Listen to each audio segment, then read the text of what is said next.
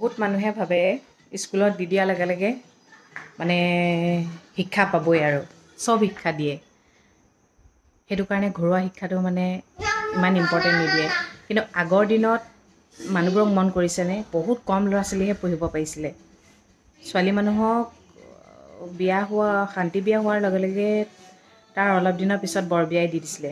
কিন্তু ঘৰুৱা শিক্ষাখিনি পূৰা দিছিলে।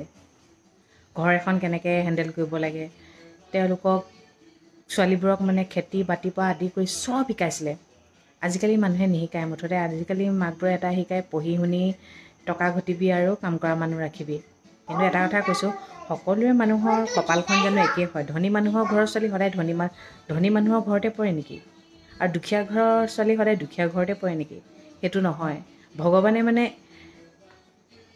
এইটো দিয়ে, জন্ম য'ত হৈছ তই আকৌ গৈয়ে তেনেকুৱা এখন ঘৰ নাপাওঁগৈ। সেইকাৰণে মানুহে পৃথিৱীত জানক নাজানক কামবোৰ শিকি থ'ব লাগে। আৰু আজিকালিৰ দিনত বিশেষকৈ কি হৈছে জানে? ল'ৰা ছোৱালীবোৰে অফিচ এটা চলাব পাৰিব, কিন্তু ঘৰ এখন চলাব নোৱাৰে। অফিচত মাত্ৰ মানে নিজৰ কামটো কৰিব লাগে যে সেইকাৰণে অফিচ এটা চলাব পাৰিব, ঘৰৰ কামখিনি কৰিব নোৱাৰে। মানে ঘৰৰ কাম কৰা মানে এটা ডাঙৰ হেডেক। কিন্তু ঘৰৰ কামখিনি নিজৰে ঘৰৰ কাম কৰিব লাগে, সেইটোতো হেডেক নি বাৰু? হেডেকটো কেতিয়াও নহয়। নিজে খাবই লাগিব, খাবৰ কাৰণে বনাবই লাগিব। ঘৰটো চাফা ঘৰত থাকিব লাগে যেতিয়া ঘৰটো চাফা কৰিবই লাগিব। চাফা কাপোৰ পিন্ধিব লাগে যেতিয়া কাপোৰকেইটা ধুবই লাগিব। ল'ৰা ছোৱালী জন্ম দিছোঁ যেতিয়া ল'ৰা ছোৱালীক চাবই লাগিব, হয়নে? সেইটোৱে কথা। সময়ৰ লগে লগে মানুহে ক'ত কেনেকৈ কি ধৰণে থাকিব লাগিব ঠিকনা নাই। সেইকাৰণে ল'ৰা ছোৱালীক সমানেই স্কুলৰ জ্ঞানখিনি স্কুলত দিব, ঘৰৰ জ্ঞানখিনি কিন্তু ঘৰত দিবই লাগে। সেইটো মষ্ট ইম্পৰ্টেণ্ট। কিন্তু আজিকালি মাক দেউতাকে পাহৰিয়ে যায়, স্কুলতে চব শিকে বুলি ভাবে। এইটো বয়সত যদি স্কুলত নাম লগাব পৰা হ'লে নহয়, মই নাম লগাই দিলোঁহেঁতেন। স্কুল পঢ়ি থকা টাইমটোতে চাগে ৰাতিপুৱা বেলিটো দেখিছিলে নেকি। আৰু পিকনিক যাবলৈ হ'লে পূৰা টাইম টু টাইম জানে। আৰু ক'ৰবাত ধৰক ফ্লাইটত যাবলৈ হ'লে সেইটো টাইম মেইনটেইন কৰিব লাগিব নহয়। কাৰণ কেলৈ ফ্লাইটটোতো ৰখি নাথাকে। সেইকেইটা মানিব, কিন্তু বাকী নামানে। সদায় সেইদিনাখন ক'লে 8টা বজাতে উঠিম বোলে, 8টাটো বাদেই দিয়ক আৰু। ইমান মানে শুই ভাল পোৱা মানুহ নহয় ভগৱান। মই যদি তেওঁৰ লাইফত নাথাকিলোহেঁতেন নহয়, তেওঁ 1টা 2টালৈকে হ'লহেঁতেন। আগতে হোৱা অভ্যাসো আছে বোলে। তাতে তাৰ পুৰণা ৰুমটো পূৰা অন্ধকাৰ, একো চাউণ্ড নাযায়, পূৰা শুই থাকে আৰু ৰাতি পুৱাই নাই বুলি, ৰাতিয়ে হৈ আছে বুলি শুই থাকে। এটা সঁচা কথা, আমাৰ মায়ে আগতে সদায় কয়, টোপনিয়ে কেতিয়াও ভাল কাম হ'বলৈ নিদিয়ে। টোপনিয়ে হৈছে আমাৰ মেইন শত্ৰু, গম পাইছেনে? টোপনিটোৰ কাৰণে টোপনি এলাহৰ কাৰণেই আমি জীৱনটোত আগবাঢ়ি যাব নোৱাৰোঁ। সময়ৰ কাম সময়ত কৰিব নোৱাৰোঁ। অকণমান হ'লেও পিছ পৰি থাকোঁৱেই। কিছুমান মানুহৰ ঘৰটো একদম অট্টালিকাৰ দৰে ডাঙৰ, হয়নে? কিন্তু মনটো যে একেবাৰে অকণমানি, হাঁহি উঠে। আৰু কিছুমানৰ ঘৰো ডাঙৰ নহয়, মনো ডাঙৰ নহয়। সেইবোৰক মানে ভগৱানে একোৱেই নিদিলে, গম পাইছেনে? এনেই আহিলে মানুহ হিচাপে পৃথিৱীলৈ খাবলৈ, আনৰ ভাল হোৱা দেখিব নোৱাৰে। সেনেকুৱা টাইপৰতো মানুহ ঢেৰ পাইছোঁ মানে। অকল দিব পাৰিলেই ভাল, দিব নোৱাৰিলে আপোনাক চিনি নাপায়। এই টাইপৰ মানুহৰ পৰা একদম দূৰত থাকিব। যি মানুহে আপোনাক দিলে ভাল পায়, নিদিলে আপোনাক চিনি নাপায়, সেই মানুহৰ পৰা একদম টোটেলি কাট অফ কৰিব। নহ'লে কিন্তু দি ভিক্ষাৰী বনি যাব, তথাপিও ছেটিছফাইড নহয় মানে তাহাঁতি। নগা টেঙা অনাৰ পৰা বতৰ বেয়াই, যেনে তেনে অকণমান শুকালে আৰু এতিয়া ভৰাওঁ। মুনমুন, তোমাৰ নগা টেঙা দেখিলোঁ, দেখিছানে? এতিয়া ময়ো আচাৰ বনাব লৈছোঁ আৰু দেই। এয়া ভোট জলকীয়া গোটাই ভৰাই দিম। এতিয়া 2টাত আধা আধা কৰি ভৰাইছোঁ, আৰু এইফালে গোটা ভোট জলকীয়া দি দিছোঁ দেই।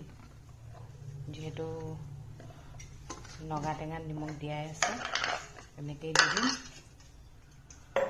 তাৰপিছত ইয়াত তেল দি দিম।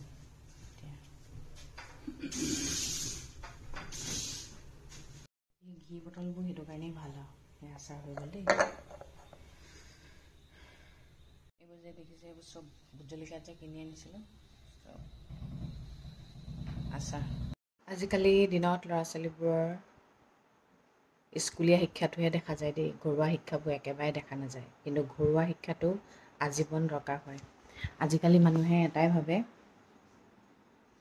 ইংলিছ মিডিয়ামত পঢ়া আৰু ইংলিছত কথা কোৱা আৰু শ্বৰ্ট ড্ৰেছ পিন্ধা মানেই স্মাৰ্ট, ষ্টেণ্ডাৰ্ডে একো নকয়। আপোনাৰ শিষ্টাচাৰটোহে মেইন, শিক্ষাটোহে মেইন। আৰু পঢ়ি শুনিও যদি আপুনি মানুহক কেনেকৈ কি ব্যৱহাৰ কৰিব লাগে সেইটো নাজানে, তেনেহ'লে পঢ়ি শুনিও একো লাভ নাই বুলি ক'ব লাগিব। আজিকালি ধনী হওক দুখীয়া হওক মানুহে ইংলিছ মিডিয়ামতে পঢ়ে। যিহেতু আমি অসমীয়া মানুহ হয়, বহুত মানুহে অসমীয়া বুলি ক'বলৈ লাজ পায়, অসমীয়া মিডিয়ামত পঢ়িছোঁ বুলি ক'বলৈ লাজ পায়। আমাৰ সময়ত অসমীয়া মিডিয়ামটোকে বহুত ইম্পৰ্টেণ্ট দিয়া হৈছিলে। আমি এতিয়াও দিওঁ। আমি কি ইংলিছ ক'ব নোৱাৰিলে চলিব নোৱাৰোঁ নেকি? সময়মতে সময় সুবিধা মতে ক'ৰবাত দুই এটা ইউজ কৰিবও লাগে। যদি আপুনি অসমীয়া হৈ মানে অসমীয়া ভাষাটোক আপুনি ক'বলৈ লাজ কৰে, অসমীয়া মিডিয়ামত পঢ়িছোঁ বুলি ক'বলৈ লাজ কৰে, তেনেহ'লে কি বুলি ক'ম আৰু। আজিকালি বহুত ল'ৰা ছোৱালী এনেকুৱা দেখা যায় ইংলিছ মিডিয়ামত পঢ়িছে বুলিয়েই অসমীয়া মানুহৰ লগত কথা পাতিব নিবিচাৰে। সাধাৰণ মানে ব্যৱহাৰকেইটাকে নাজানে। মানে ইংলিছত টকিং কৰিব পাৰিলেহে মানে ষ্টেণ্ডাৰ্ড কথা পাতিব পাৰিব আৰু। সেইটো আচলতে কি জানে, ল'ৰা ছোৱালীৰ গাত ভুল নহয়, সেইটো মাক দেউতাকৰ ভুল। মানুহে সৰুতেই ল'ৰা ছোৱালীক সকলো শিকাব নালাগে, সময়ৰ লগে লগে সকলো শিকাব লাগে। সময়ৰ লগে লগে ব্যৱহাৰ পাতি, এতিয়া ব্যৱহাৰ পাতি কোৱাৰ লগে লগে মানুহে ভাবিব পাৰে, বহুত মানুহে মনতে ভাবিব নিজৰ ছোৱালীজনীক লৈ কি শিকাইছে। সেই কথাটোতে মই কওঁ, আমাৰ আৰিয়াই বহুত ভাল ব্যৱহাৰ জানে। মই এতিয়া তাইক তুমি যদি কওঁ, তাই মোক তুমি বুলিয়ে ক'ব।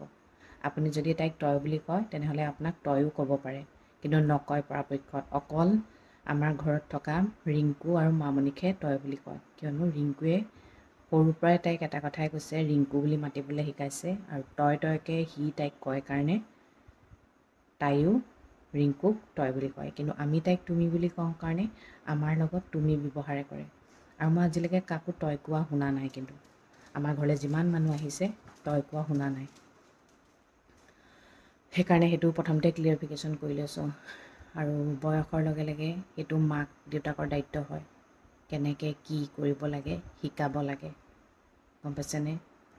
ঘৰুৱা শিক্ষাটো মষ্ট ইম্পৰ্টেণ্ট। এতিয়া কিছুমান ল'ৰা ছোৱালী দেখিছোঁ ইংলিছ মিডিয়ামত পঢ়াৰ কাৰণে লাগিলে তাহাঁতি মস্ত গেধাই হওক, কিন্তু অসমীয়াত ডিগ্ৰী লৈ থকা মানুহক মানুহ বুলিয়ে গণ্য নকৰে।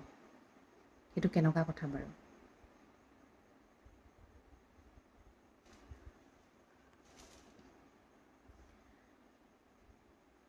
ঘৰুৱা শিক্ষাটো যে অকল ছোৱালীক দিয়া দৰকাৰ নহয়, ছোৱালীৰ লগতে ল'ৰাকো দিব লাগে। ছোৱালী এজনী বিয়া হৈ নিজৰ ল'ৰা ছোৱালীক শিকোৱা, নাতি পুতি শিকোৱা, গোটেইখিনিলৈকে ঘৰুৱা শিক্ষাটো প্ৰয়োজন হয়, জানেনে? বিয়া হোৱাৰ পিছত কিবা এটা যদি কেনেবাকৈ ভুল হয়, তোমাৰ মাৰাই ঘৰত একো নিশিকালে নেকি, সেই বুলি এটা কুৱেশ্যন কৰে, গম পাইছে? সেইকাৰণে ঘৰুৱা শিক্ষাটো বহুত ইম্পৰ্টেণ্ট। ল'ৰা এটাকো ঘৰুৱা শিক্ষা দিব লাগে, কিয়নো সেই ল'ৰাটোও ভৱিষ্যতলৈ এজনী ছোৱালী বিয়া পাতি আনিব। আচলতে ধনী হওক দুখীয়া হওক প্ৰত্যেক ল'ৰা ছোৱালীয়ে নিজৰ ঘৰত ৰজাৰ দৰেই থাকে, যি বিচাৰে তাকে পায়। কিন্তু স্কুল এখনত গ'লেই ৰজাৰ দৰে থাকিবলৈ পাবনে? ধনী হওক দুখীয়া হওক সন্মানৰ লগত সমানেই থাকিব লাগিব। ইংলিছ মিডিয়ামতো দুখীয়া ল'ৰা ছোৱালী পঢ়ায়, মাক দেউতাকে বহুত কষ্ট কৰি মেলি কিয় ইংলিছ মিডিয়ামত পঢ়ায়? সময়ৰ লগে লগে যুগৰ লগে লগে সকলোৰে লগত খোজ মিলি যা বুলি পঢ়ায়। সেইটোতো যদি আপুনি ধনী দুখীয়া চায়, সেইটো চালে নহ'ব নহয়। বহুত মানুহৰ মতে এনেকুৱা হয়, দুখীয়া মানুহৰ ল'ৰা ছোৱালীয়ে প্ৰাইভেট স্কুলত পঢ়িব নালাগে, ইংলিছ মিডিয়ামত পঢ়িব নালাগে। পঢ়া শুনা মানুহৰ সাধাৰণ জ্ঞানখিনি নাথাকে, কিন্তু গাঁৱলীয়া মানুহৰ সেই সাধাৰণ জ্ঞানখিনিয়ে থাকে। তেনেহ'লে পঢ়ি শুনি কি লাভ কওকচোন? মানুহে ভাবে পঢ়াখিনিতেই মানে চব আছে, কিন্তু সেইটো নহয়। পঢ়াখিনি চাকৰি এটা পোৱালৈকেহে। তাৰপিছত কি জানেনে, ঘৰুৱা শিক্ষাখিনিও আজীৱন লাগিব। কি আজীৱন লাগিব। সেইকাৰণে ল'ৰা ছোৱালী সময়ে সময়ে ল'ৰা ছোৱালীক সময়ে সময়ে জ্ঞানটো দিব লাগে। এই ধৰক ঘৰলৈ মানুহ আহিলে মাতিব লাগে, ৰাস্তাত দেখিলে মানুহক মাতিব লাগে, কেতিয়াবা হোষ্টেলত থাকিলেও কেনেকৈ লগৰবোৰৰ লগত মিলি থাকিব লাগে, এখন ঘৰলৈ ওলাই গ'লে কোনোবাই কিবা ক'লেও মনে মনে থাকিব লাগে, সৰুক কেনেকৈ বুজাব লাগে, ডাঙৰৰ পৰা কেনেকৈ জ্ঞান ল'ব লাগে, কেতিয়াবা নিজৰ জ্ঞানখিনিও পেলাব লাগে। মৰম দিলেহে মৰম পায়। তাত ধনী দুখীয়া বুলি একো নাথাকে। ধনী হ'লেই যে সদায় আপুনি ওপৰত থাকিব, দুখীয়া হ'লেই যে আপোনাৰ ভৰিৰ চৰণত থাকিব, সেইটো নহয়। আজিকালি ল'ৰা ছোৱালীয়ে কিন্তু সেইবোৰেই জানে। পঢ়িলে শুনিলে ইংলিছত কথা ক'লেই পূৰা ষ্টেণ্ডাৰ্ড। আৰু নালাগে একো, টকা ঘটিলেই চব হ'ল।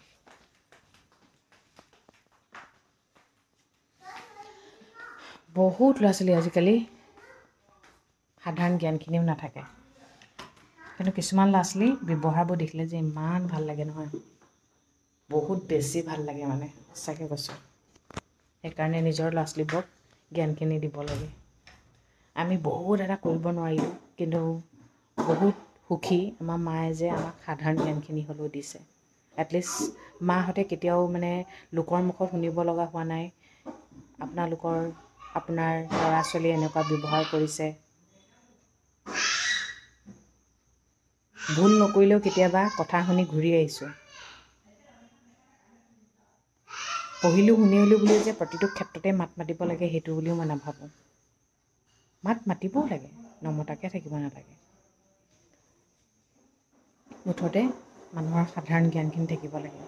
যদি সেই সাধাৰণ জ্ঞানখিনি নাথাকে তেনেহ'লে পঢ়ি শুনি একো লাভ নাই। ঠিক আছে তেন্তে আজিলৈ আহিছোঁ। সদায় কোৱাটোৱে কওঁ, ভগৱানে সকলোৰে মংগল কৰক, সকলো সদায় ভালে থাকক। Good night.